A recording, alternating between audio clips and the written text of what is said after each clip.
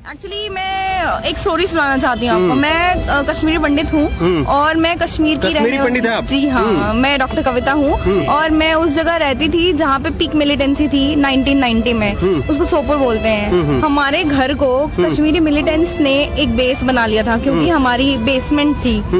तो वो सब जब मैं छोटी थी, my mother was 9 months pregnant उस टाइम जब हमें वहाँ से निकाल दिया गया था। सबके घरों पे एक लेटर चिपका दिया जाता था, जिसको मरना है इसको मरना है इसको मरना है। तो उस time my mother was 9 months pregnant. Doctor ने बोल दिया कि आप निकल जाओ यहाँ से, चले जाओ यहाँ से। वो पेन आप सोच सकते हो कि क्या पेन होगा हम लोगों का। अब हमें पता नहीं है कि मेरी मदर जो है ऐसी डिलेमा में है कि कहाँ डिलीवरी होगी, क्या होगा। और उस टाइम क्या होता था, हर के घर पे ऐसी चिपका दिया जाता था। मेरे जो पड़ोसी थे उनके जो मम्मी पापा थे, एक तो साइंटिस्ट थे, मदर डॉक्टर थी। तो जो साइंटिस्ट थे उस टाइम वो किसी कॉन्फ्रेंस के लिए बाहर गए थे। जब वो वापस आए उनको रास्ते में मार दिया गया। उनकी जो वाइफ थी उनको ले जाया गया, घर से निकाल के उनका गैंग रेप हुआ। उतना ही नहीं, उसके बाद उनको आरी पे 4 टुकड़े करके कटवा के घर के सामने फेंका गया। ये सब कुछ हमारे मतलब मैंने खुद देखा है अपनी आंखों से।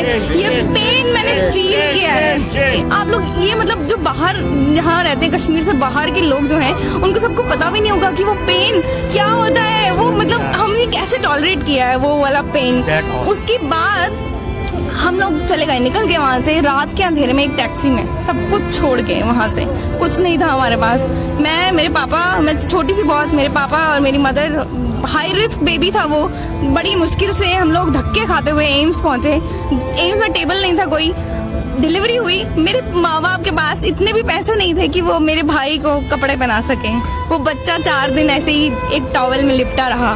मतलब इमेजिन करो आप, ये तो है कश्मीर के लोगों की स्टोरी जो कि आज तक किसी को पता नहीं है। ऐसा मेरे साथ हुई तो मैं आपको रियल स्टोरी सुना रही हूँ। ये तो मेरे आप बीती है तो मैं आपको अपनी कहानी सुना जो कितनी पेनफुल है। ऐसी हजारों स्टोरीज हैं। मेरे एक और हमारे पड़ोसी थे, उनके भी रिलेटिव्स रहते थे वहाँ पे। उनको तो गायब भी कर दिया गया, एसिड में डाल दिया गया जिंदा। इमेजिन करो, एसिड में डाली, डेड बॉडी ही नहीं मिली। कितनी फीमेल्स को उठा के ले गए, आज तक नहीं पता। सब वेट कर रहे हैं कब, पता नहीं ये कोई वापस आएगा या नहीं आएगा। तो ये जो सारी स्टोरीज हैं, हॉरिबल स्टोरीज हैं। कोई इमेजिन नहीं कर सकता, कोई ये सोच नहीं सकता कि कश्मीरी लोगों पे ये सब कुछ। आज तक किसी ने कुछ बोला नहीं, आज तक किसी को कोई पेन फील नहीं हुआ। कश्मीरी पंडित भी रहते हैं कश्मीर में, ये किसी को समझ नहीं आया क्या आज तक दुनिया में? जानता क्या मतलब ये पेन जानता सारी बात। वो तो डिवाइड एंड रूल, अब्दुल्ला के खुद के बेटे, खुद के बच्चे, ग्रैंड चिल्ड्रन सब फॉरेन में सब पढ़ रहे हैं वहाँ। और ये इलिटरेट लोग, क्योंकि वो इलिटरेट है, उनको पता नहीं, उनको इलिटरेट ही रहने देना चाहते हैं। वो कुछ नहीं कर सकते आगे। यही सब डिवाइड एंड रूल चलता रहेगा। पाकिस्तान से भी पैसा लेते हैं, इंडिया से भी पैसा लेते हैं। आप कश्मीर की स्थिति देखो, सब जगह से पैसा आ रहा है। ये जो बीच के डिवाइडर लोग हैं, कुछ भी बोलते हैं, लोगों को भड़काते हैं, ब्रेन वॉश कर देते हैं पूरा उनका, जैसे कि पूरी वैली में न्यूसेंस फैला के रखें।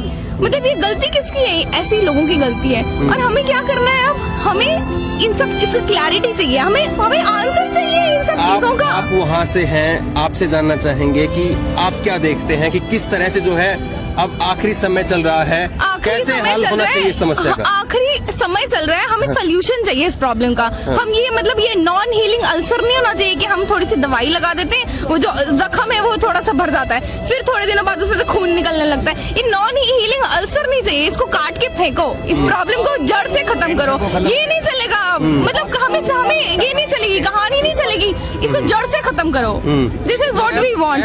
देखिए, ये जो है एक कश्मीरी पंडित है और इनकी आप बीती इन्होंने सुनाई, काफी दर्दनाक कहानी है। और ये एक नहीं, हजारों सैकड़ों जो है कश्मीरी की कहानी है। इस समय जो है पूरे कश्मीर को और पूरे हिंदुस्तान को चाहिए कि वो एकजुट हो और इस आतंकवाद के नासूर को जो है, जो नासूर बन चुका है इस समय, उसका इलाज करे। मुझे एक बात को आंसर चाहिए। ये कश्मीर में इतना बड़ा मैसेकर हुआ, बच्चे, बूढ़े, फीमेल्स, लेडीज, जेंट्स, सबको मार दिया गया। बिट्टा कराटे ने मारा, सबको पता है। वो फिर भी आज घूम रहे हैं, किसी ने उसको नहीं पकड़ा, किसी ने उसको नहीं मारा, आर्मी को फ्री हैंड दे दी, वो फिर भी घूम रहे हैं। आज तक 70 साल हो गए इस बात को, चल रहा है किस्सा। Who is responsible? ये मतलब पॉलिटिशियंस, गवर्नमेंट, और ये सारे जो खेल चल रहा है ये कब तक चलता रहेगा? बस मेरा एक ही क्वेश्चन है। शर्म आनी चाहिए, दरअसल उन नेताओं को शर्म आनी चाहिए जो है इस तरह की जो शहादतों पर भी जो है राजनीति कर रहे हैं। शर्म आनी चाहिए।